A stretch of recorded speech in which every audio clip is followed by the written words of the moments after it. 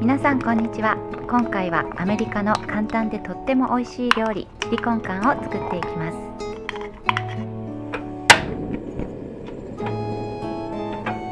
よく温めたフライパンにオリーブオイルを敷いたら、ニンニクと玉ねぎのみじん切りを入れてよく炒めます。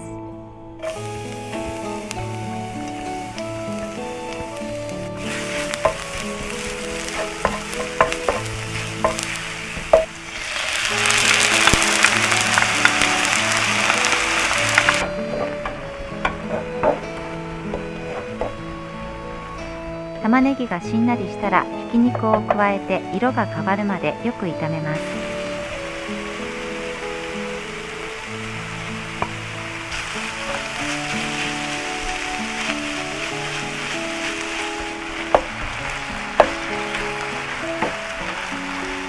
キドニービーンズを加えて軽く炒めます。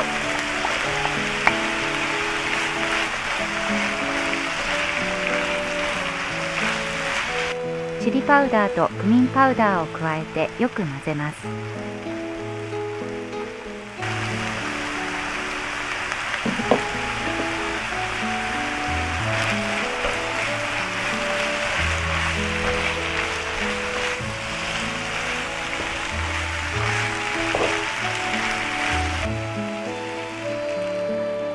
お水とカットトマトを加えてよく混ぜたら調味料を入れていきます。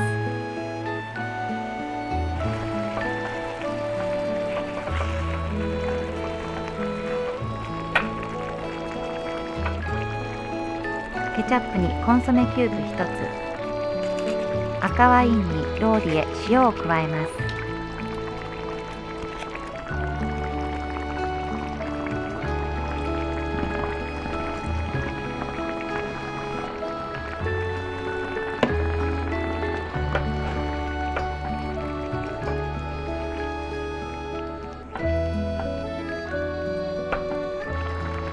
煮立ってきたら弱火で20分ほど煮詰めます。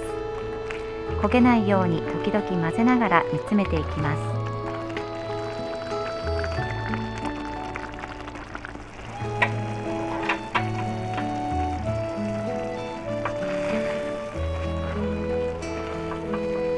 水分が飛んでとろっとするぐらいまで煮たら出来上がりです。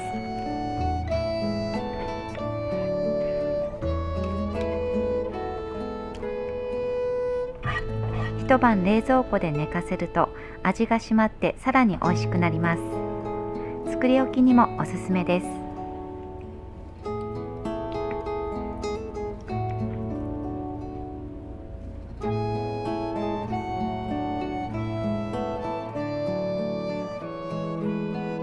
では次回またお会いしましょう。ご視聴どうもありがとうございました。